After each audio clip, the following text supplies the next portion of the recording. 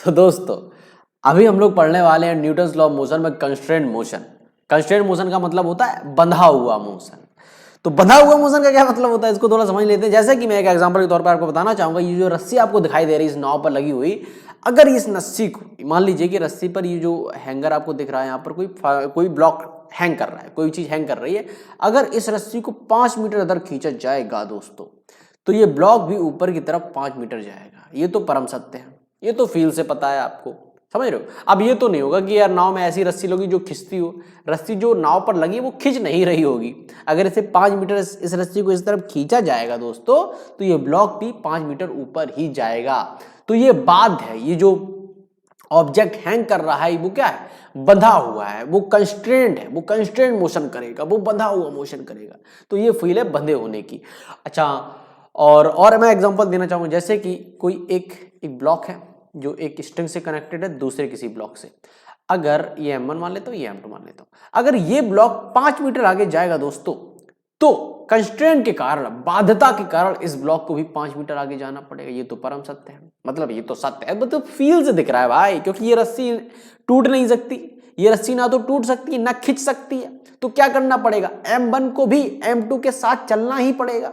अगर ये 5 मीटर आगे खिसकेगा तो इसको भी, M1 को भी 5 मीटर खिसकना पड़ेगा, ऐसा एक्सेलरेशन के साथ। अगर M2 ब्लॉक एक्सलेट करता है 2 मीटर पर सेकंड स्क्वायर से, तो M1 को करना ही पड़ेगा, M1 को एक्सलेट करना ही पड़ेगा 2 मीटर पर सेकंड स्क्वायर से। अगर M1 की वेलोसिटी होती है 1 मीटर पर सेकंड, तो M2 की भी वेलोसिटी 1 मीटर पर सेकंड होगी दोस्तों। दिस इज द कंस्ट्रेंट, ये है बाध्य मोशन, बंधा है, जबरदस्ती है भाई, M1 के लिए जबरदस्ती है, ये कंस्ट्रेंट है भाई, कंस्ट्रेंट है। समझ रहे हो कंस्ट्रेंट मोशन का मतलब, और ये इसी कहते हैं कंस्ट्रेंट मोशन।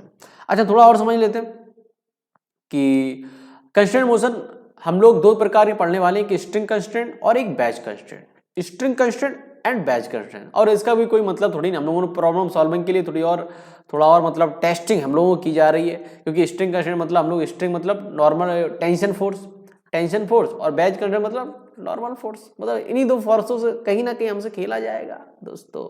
फील समझिएगा, फिजिक्स आपसे खेलने की कोशिश कर रहा है। खैर, खेलने वाली बात छोड़ते हैं, हम लोग पढ़ने वाले हैं स्ट्रिंग कंस्ट्रेंट के बारे में, बैच कंस्ट्रेंट बारे में हम लोग अगली वीडियो में पढ़ेंगे। और इन दोनों को मिक्स करके कहीं ना कहीं हम लोग सवाल भी बनाएंगे बेहतरीन लेवल के। फिलहाल हम लोग स्ट्रिंग कंस्ट्रेंट के मजे लेते हैं। अच्छा दोस्तों, स्ट्रिंग कंस्ट्रेंट को हम लोग पढ़ते हैं। इस प्रकार के कुछ सवाल आएंगे आपके सामने, आते होंगे, मतलब आते ही होंगे, आएंगे नहीं आते होंगे तो इस प्रकार के सवाल जो आप नहीं कर पाते हैं वो करना आज सीख जाएंगे, ठीक है। अच्छा, तो कंस्ट्रेंट मोशन आपको पता चलेगा क्या होता है, बाध्य मोशन, बंधा हुआ मोशन, ठीक है। अगर स्ट्रिंग से कनेक्टेड कोई ब्लॉक है, अगर 5 मीटर आगे जाता है उसको भी जाना पड़ेगा, ये मैं चर्चा कर चुका हूं। अच्छा, तो हम लोग पढ़ने वाले हैं स्ट्रिंग कंस्ट्रेंट। जैसे कि अभी मैंने एग्जांपल दिया कि ये M1 ब्लॉक है, ये M2 ब्लॉक है, ये बाध्य है। अगर इस ब्लॉक पर हम लोग, ये ब्लॉक अगर 5 मीटर आगे जाता तो इसको भी जाना ही पड़ेगा 5 मीटर आगे, और कोई चारा ही नहीं है, और कोई रास्ता ही नहीं है। जैसे ये ब्लॉक है M1 मान लेते हैं, M2 मान लेते हैं।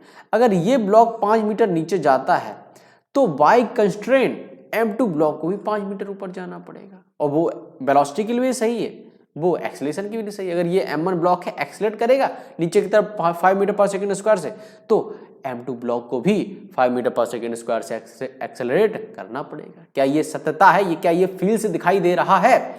हाँ जी भाई साहब, ये फील से दिखाई दे रहा है। तो आप कह सकते हो तो यार इसमें क्या पढ़ाने की जरूरत है ना, ये तो हम लोग को दिखाई दे रहा है कि ठीक है, यहाँ पर अगर ये 5 से जाएगा तो ये भी जाएगा। ये कंस्ट्रेंट मोशन सबसे सरल चीज है बेटा, सबसे सरल चीज तो है, लेकिन ये सबसे ज्यादा स्टूडेंट को फंसाती है, सबसे ज्यादा फंसाती है। क्योंकि मैं अभी कारण बताता हूं, लेकिन उससे पहले मैं बताता हूं कि कौन से सवाल आपके ये तो सवाल तो हम लोग डील करते आए हैं। हम लोगों ने एडवर्ड मशीन बनाई तो इस कॉन्सेप्ट का यूज करा था कि हम लोगों ने एक्सेलरेशन ऊपर की तरफ माना था, तो इसको हम लोगों ने जबरदस्ती ए नीचे की तरफ माना था, क्योंकि हमें पता है कि अगर M1 ब्लॉक ऊपर की तरफ एक्सलेट करेगा तो M2 को करना ही पड़ेगा नीचे तरफ एक्सलेट। एडवर्ड मशीन जब हम लोगों ने ग्राउंड से देखकर बनाई थी, समझ रहे हो, तो वो तो हम लोग इस्तेमाल करते ही चले आ रहे हैं। लेकिन हम लोगों को अब कुछ इस प्रकार के सवाल दिखाई देने वाले हैं दोस्तों, जैसे कि अभी मैं बनाता हूं, एक सुंदर सवाल बनाना चाहूंगा दोस्तों, एक खूबसूरत सवाल।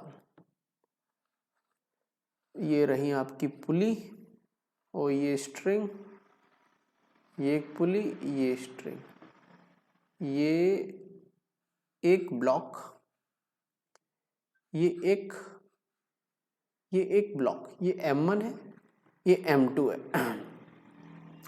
अगर मैं आपसे कहता हूं कि M2 ब्लॉक, जो M2 ब्लॉक है वो नीचे 2 मीटर आया है, तो बताओ M1 ब्लॉक ऊपर कितने मीटर जाएगा, ये बताओ भाई। ये बात, ये चीजें तो, ये वाला ब्लॉक, ये वाला जो प्रोफाइल था वो आपने देख कर ऑब्जर्वेशन बता दिया, ये भी बता दिए, इसको बताओ भाई। करो ऑब्जर्व, लगाओ दम, लगाओ अपनी विजुअलाइजेशन की पावर, सारी एनर्जी लगाओ, नहीं बता पाओगे। हाँ, अब ज्यादा ही मेहनत करोगे तो शायद बता लोगे, ऐसी कोई बड़ी बात नहीं है। इसके लिए हम लोग कंस्ट्रेंट मोशन को पढ़ने वाले हैं, इस तरह के सवालों को डील करने के लिए हम लोग पढ़ने वाले हैं। तो जैसा कि बता दूं कि लोग यहाँ पर बहुत फंसते हैं, उसके फंसने का कारण ये है क्योंकि यहाँ पर मार्केट में, इसके मार्केट का मतलब है कि और टीचर्स ऐसे दो तरीके से इन सवालों को सॉल्व कराते हैं। एक होता है जो विजुअलाइजेशन वाला मेथड, और एक होता है न्यूमेरिकल्स वाला मेथड, मतलब वर्क वाला मेथड, वर्चुअल वर्क वाला मेथड। तो वैसे तो मैं यार विजुअलाइजेशन का बहुत बड़ा फैन हूँ। मैं विजुअलाइजेशन को हमेशा फिजिक्स में आपने अगर पिछली वीडियो देख रखी तो हमेशा मैं विजुअलाइज कराने में फोकस रखता हूँ कि देखो यार चीज़ों को विजुअलाइज करो, देखो चीज़ों को हमेशा मैं आपसे कहता हूँ। लेकिन यहाँ पर मैं थोड़ा सा अपने आप को बदलता हूँ। मैं कहता हूँ नहीं भाई, यहाँ पर विजुअलाइज करने जाओगे बहुत सारी गलतियाँ कर जाते हैं स्टूडेंट, बहुत गलतियाँ कर जाते हैं। इसीलिए न्यूमेरिकल सॉल्व करने, हमारा फोकस न्यूमेरिकल सॉल्व करना है और न्यूमेरिकल सही सॉल्व करना है। इसके लिए हम लोग वर्चुअल वर्क मेथड का इस्तेमाल करेंगे और वही मैं आपको पढ़ाऊंगा। इस तरह से सॉल्व करने के लिए हम लोग वर्चुअल मेथड ही पढ़ेंगे। हम लोग जो विजुअलाइजेशन वाला मेथड है उसकी तरफ नहीं जाएंगे कि एक पॉइंट, वो भी मैं थोड़ा फील दे देता हूँ कि एक पॉइंट ऊपर जा रहा है, ये पॉइंट इतना जा रहा है, तो अच्छा है मेथड मतलब, लेकिन प्रॉब्लम सॉल्विंग नहीं। आज से अगर आपको स्पीड पकड़नी है तो आप इसी की, जो मैं बता रहा हूँ इससे सारे सवाल होते हैं और काफ़ी उससे बेहतर तरीके से होते हैं, उससे जल्दी होते हैं। कुछ लोग इसे शॉर्ट ट्रिक भी कहते हैं, मैं कहता है शॉर्ट ट्रिक नहीं है, this is the great way to solve this type of problem. Short trick कुछ भी नहीं होती, फिजिक्स से शॉर्ट ट्रिक नहीं चलती भाई। यहाँ पर फंडामेंटल चलते हैं, जिसके फंडामेंटल ज़्यादा अच्छे हैं वो शॉर्ट ट्रिक बना ले जाता है, खुद से बना ले जाता है। खैर, मेथड ऑफ वर्चुअल वर्क ये क्या होता है? तो ये होता है कि अगर किसी सिस्टम में, यानी लिखना पड़ेगा कि for a system summation of T dot x होता है, वो क्या होता है? 0 होता है। किसी सिस्टम के लिए टेंशन और डॉट डिस्प्लेसमेंट का जो प्रोडक्ट होता है वो क्या होता है? सम ऑफ प्रोडक्ट, मतलब जितने भी होंगे उनका वो सम क्या होता है? 0 होता है। अब इसको मैं थोड़ा समझा देता हूँ, पहले मैं थोड़ा लिख देता हूँ और मैं थोड़ा इसको एलोबरेट कर देता हूँ, फिर मैं आपको न्यूमेरिकल समझाऊंगा इस बात को। जैसे कि मान ली किसी सिस्टम में एक ब्लॉक है जिसके ऊपर टेंशन T1 लग रहा है और उसका डिस्प्लेसमेंट है कितना है? x1 है, तो मैंने लिख दिया डॉट x1 प्लस उसी सिस्टम पर एक और ब्लॉक है जिस पर टेंशन 2T लग रहा है और उसका डिस्प्लेसमेंट है x2। उसी सिस्टम में एक और ब्लॉक है जिस पर टेंशन T3 लग रहा है और उसका डिस्प्लेसमेंट है x3। और इन सबका जो डॉट प्रोडक्ट होगा और उनका सम वो 0 के बराबर होगा। This is the method of virtual work. इसको हम लोग प्रूव भी कर देंगे वर्क एनर्जी थ्योरम में। फिलहाल हम लोग इसको थोड़ा मग लेते हैं, थोड़ा याद कर लेते हैं कि ठीक ये चीज होती है। अब मैं समझाता हूं कि जो मैंने थ्योरम लिखी है उसका मतलब क्या है, सही मतलब क्या है। जैसा कि हम लोगों ने सवाल लिया था पीछे, तो सवाल मैं दोबारा नहीं बनाता हूँ, वहीं काम चला लेता हूँ। जैसे ये वाला हमने सवाल लिया था, ये वाला सवाल लिया तो आपको पता है कि यहाँ पर ये स्ट्रिंग है तो टेंशन T होगा। मानते हैं इस बात को? हाँ मानते भैया। यहाँ पर भी T है, यहाँ पर भी T है, यहाँ पर भी कितना होगा? T होगा। ये T, यहाँ T, ये कितना होगा? 2T होगा, यहाँ 2T होगा। अच्छा, M2 ब्लॉक है, M2 ब्लॉक है, T ऊपर गया, मतलब T टेंशन लग रहा है M2 ब्लॉक पर, और नीचे कितना गया है? 2 मीटर गया है। यानी कि T गुणे, क्योंकि डॉट था, गुणे x cos थीटा, और cos थीटा की वैल्यू कितनी है? 180। cos थीटा की वैल्यू कितनी है? 180 प्लस, अब दूसरा ब्लॉक का इसमें कितना टेंशन लग रहा है? 2T प्लस T यानी 3T। डिस्प्लेसमेंट कितना है? हम लोगों ने माना है x, और यहां पर x ये अब कोई ब्लॉक नहीं है तो दोनों का सम मैंने कर दिया, डॉट प्रोडक्ट x, और यहां पर cos कितना होगा? cos 90 क्यों? 0। कॉस जीरो, क्योंकि एक्स जिस डायरेक्शन उसी डायरेक्शन में टेंशन भी लग रहा है, तो जीरो इज इक्वल टू, ये भी जीरो बराबर हो, ये 0 डिग्री है, ये 0 है। अच्छा, अब इस एक्स की वैल्यू अपने पास कितनी थी, 2 थी, 2 मीटर थी, ठीक है, ये देखो 2 मीटर दी, 2 मीटर, और ये वाला एक्स हमें निकालना है, ये एक्स निकालना है।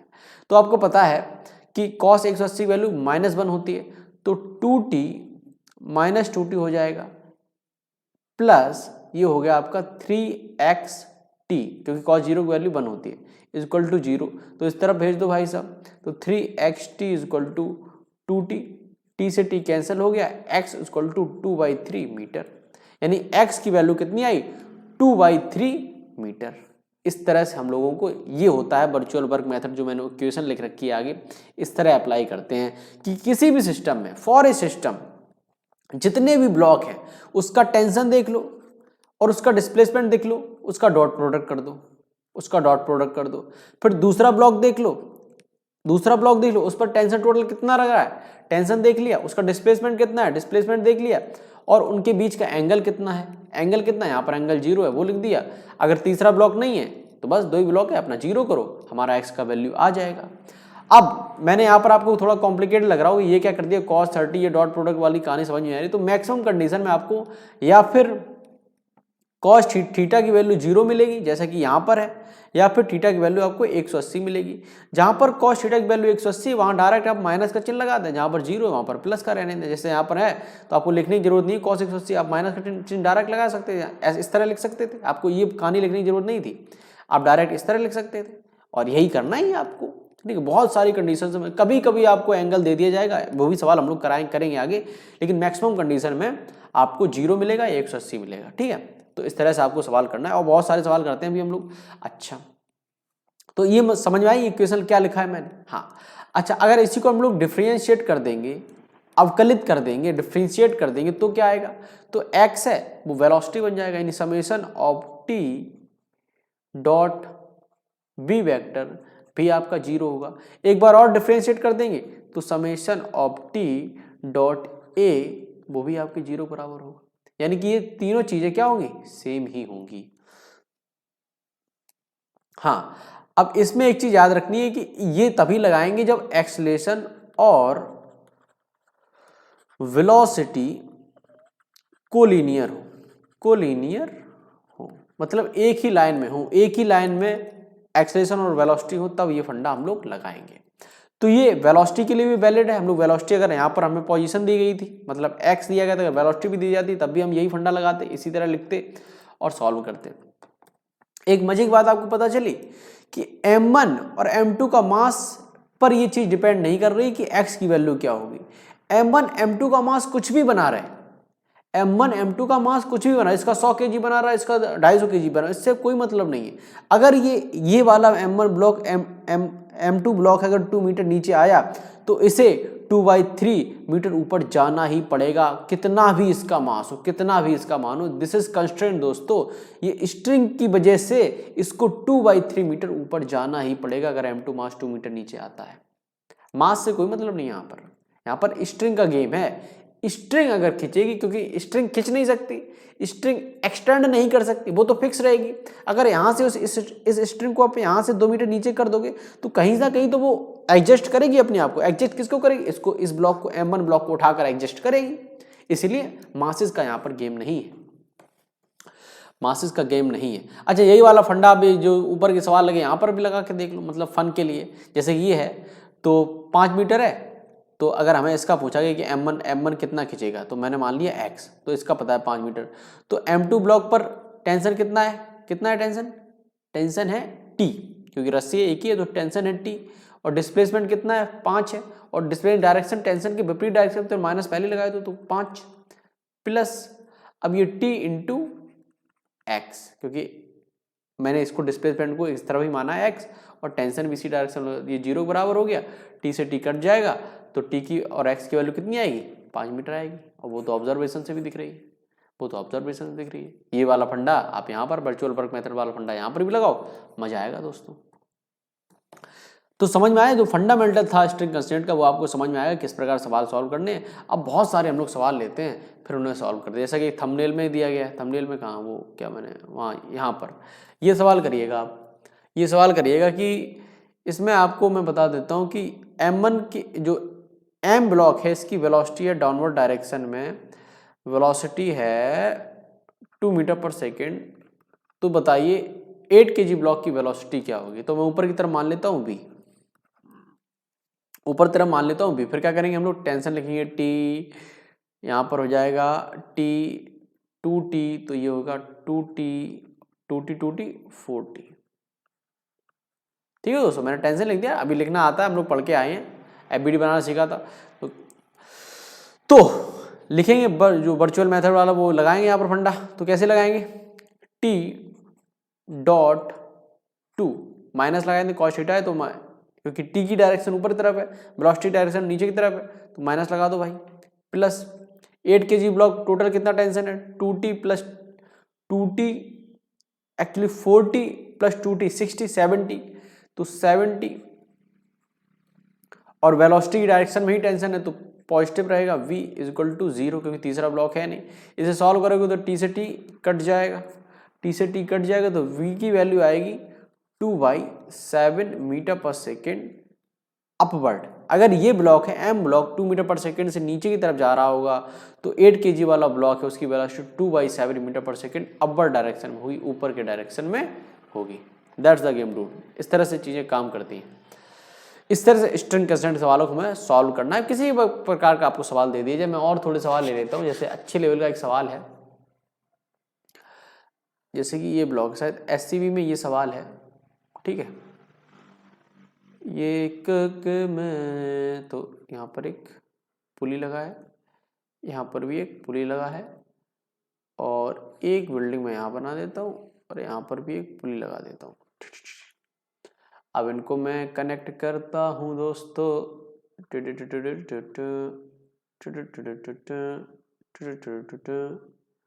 और एक फर्श बना देता हूँ और फर्श पे ये लगा दिया दीवार, यहीं पर इसको हैंग कर दिया, ठीक है। ओके दोस्तों, ये हो गया ए, ये हो गया बी, ये हो गया ए, ये हो गया बी।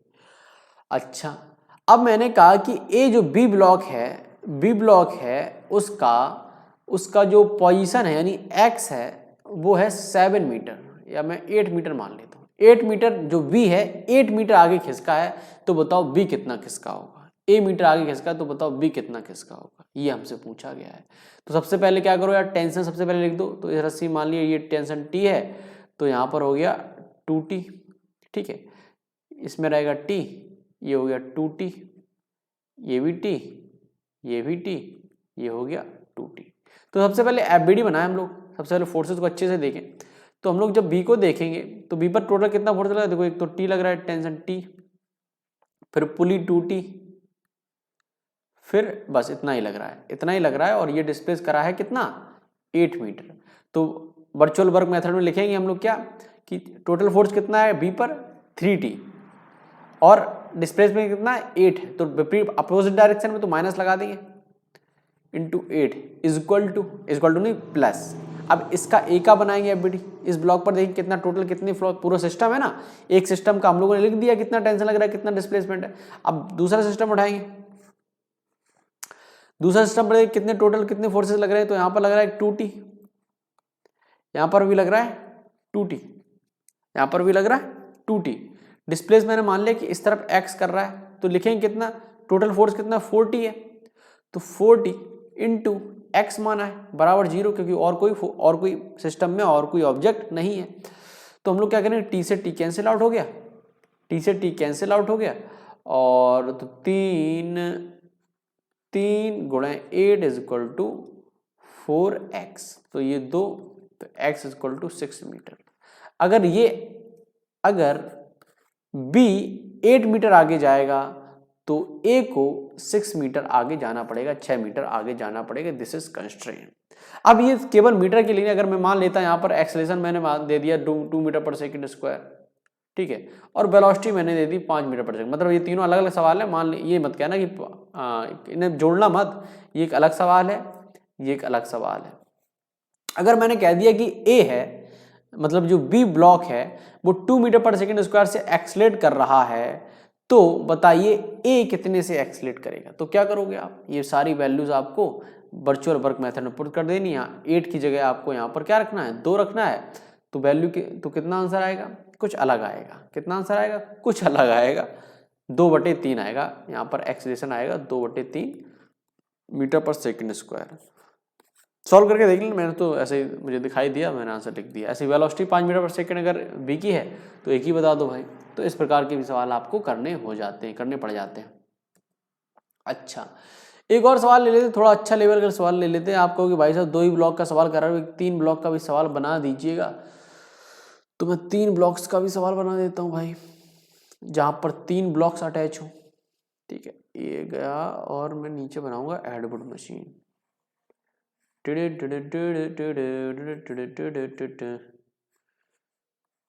ओके, तो ये मैं M1 M2 M3 ये पुली है। ठीक है, कहानी सिंपल है। अच्छा, और थोड़ा डाटा दे देता हूँ कि ये जो M1 ब्लॉक है, एक्सलेशन है उसका 5 मीटर पर सेकंड स्क्वायर। ठीक है, और M2 का मैं दे देता हूँ acceleration A is equal to 1 metre पर स्क्वायर।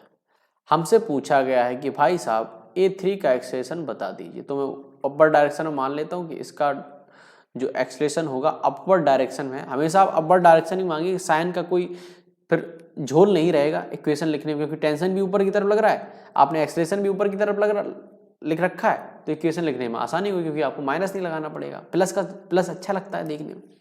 तो इक्वेशन लिखो, सबसे पहले टेंशन ही लिख दो, टी, या फिर यहाँ पर हमने टी माना है तो ये 2t, तो ये हो गया 2t। यहाँ पर मैंने टी मान लिया तो टी 2t, फिर टी। ठीक है, अब इक्वेशन लिखो डायरेक्ट। तो सबसे पहले m1 मास पर लिखते हैं कितना डिस्प्लेस हुआ है, कितना एक्सलेट हुआ, कितना टेंशन लग रहा है। तो टेंशन किस डायरेक्शन में लग रहा है, राइट बट डायरेक्शन में, और एक्सेलेरेशन भी उसी डायरेक्शन में, तो कोई दिक्कत नहीं है, क्योंकि cos 0 की वैल्यू 1 होती है प्लस।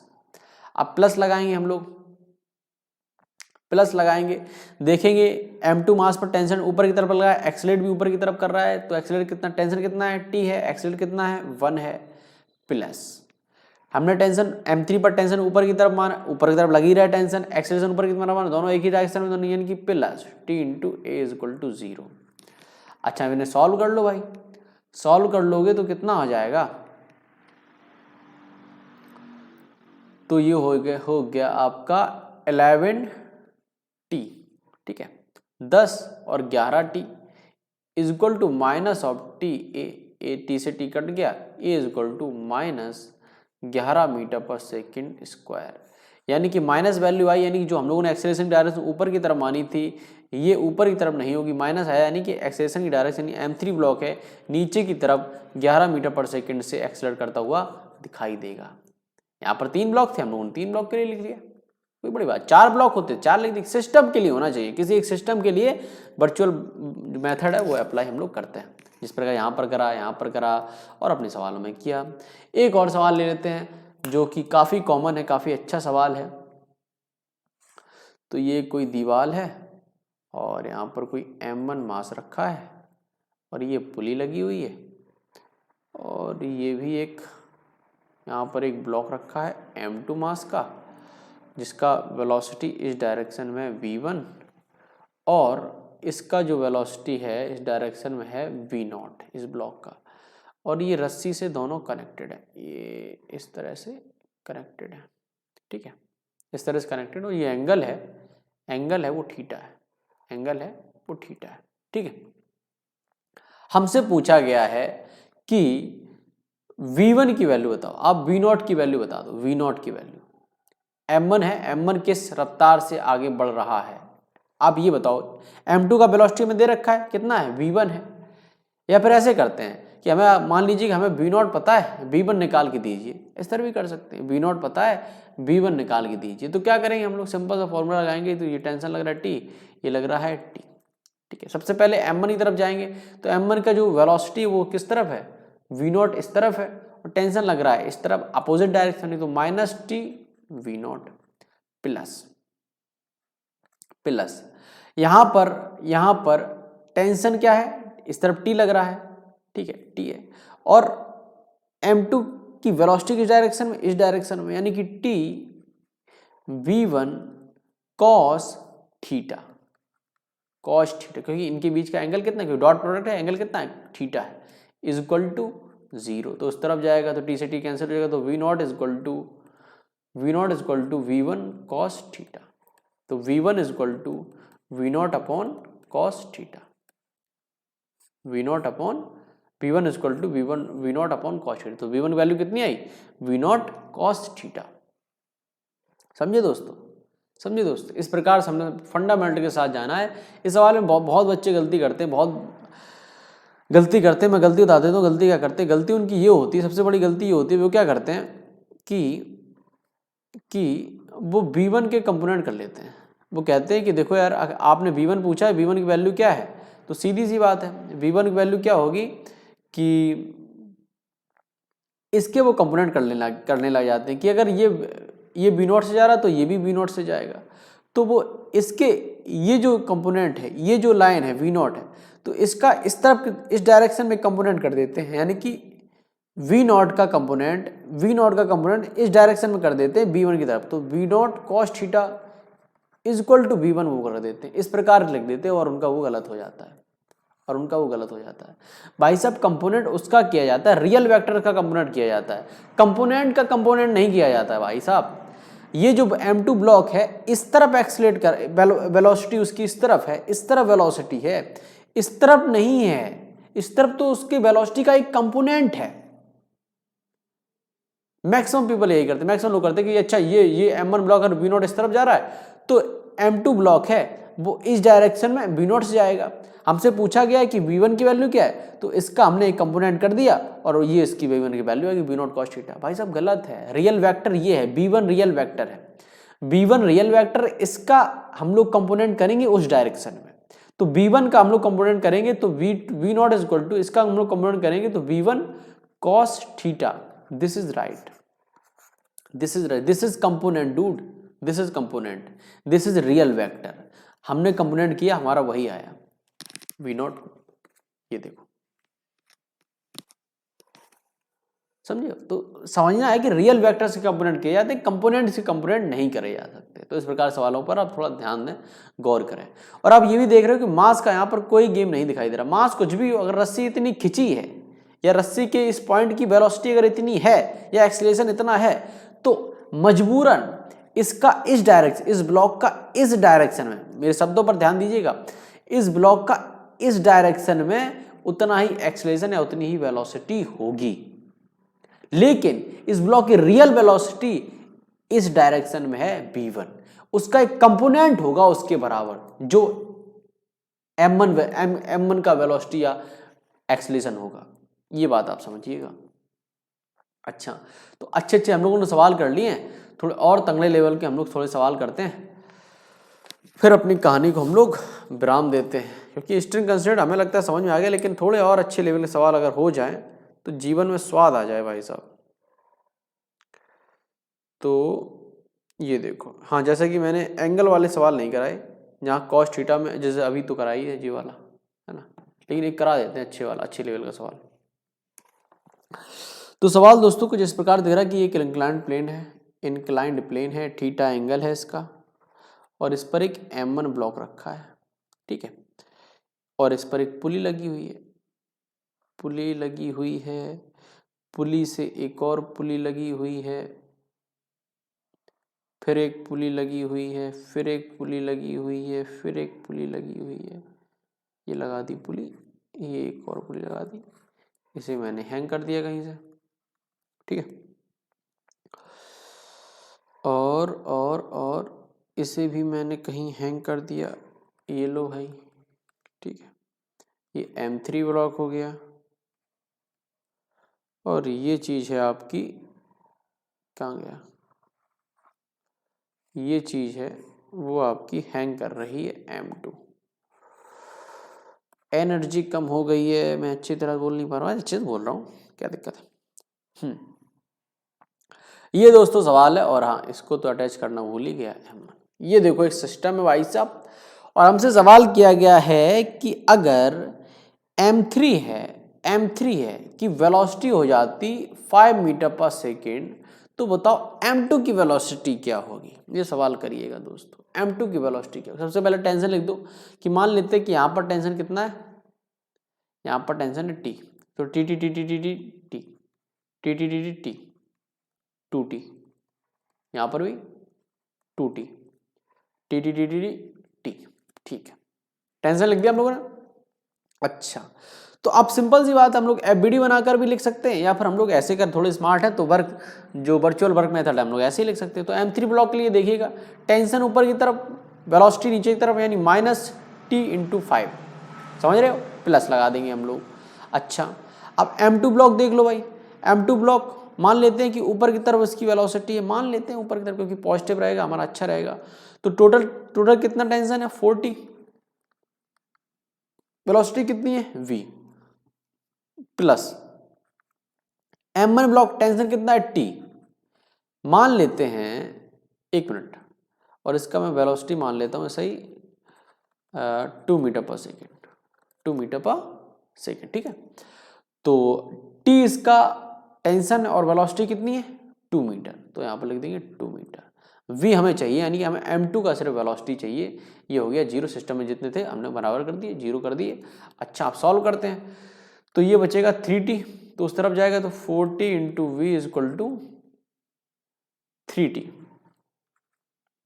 3t, t से t cancel out, v is equal to 3/4 metre पर second, b is equal to 3/4 metre पर सेकेंड। ये होगी वेलोसिटी ऊपर डायरेक्शन, ऊपर की डायरेक्शन में इस ब्लॉक की, m2 ब्लॉक की। इस तरह से सवाल करेंगे, कुछ नहीं था बस। ओके, गलती करी दोस्तों, यहाँ पर हमें cos थीटा लिखना पड़ेगा, क्योंकि थीटा हमें यहाँ पर गिवन है, एंगल है, नहीं लिखना पड़ेगा, कहीं नहीं लिखना पड़ेगा थीटा।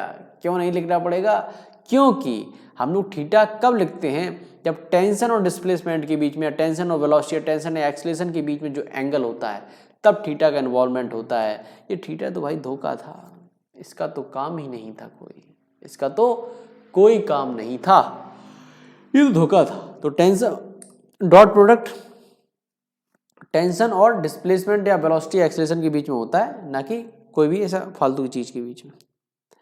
अच्छा जी, ओके जी, एक बात समझ में आ गई है, इस प्रकार सवाल हो गए हैं। थोड़े कठिन लेवल सवाल करते हैं, लेकिन अगली वीडियो में करते हैं दोस्तों। अभी थोड़ा मन नहीं है, नेक्स्ट वीडियो में करेंगे।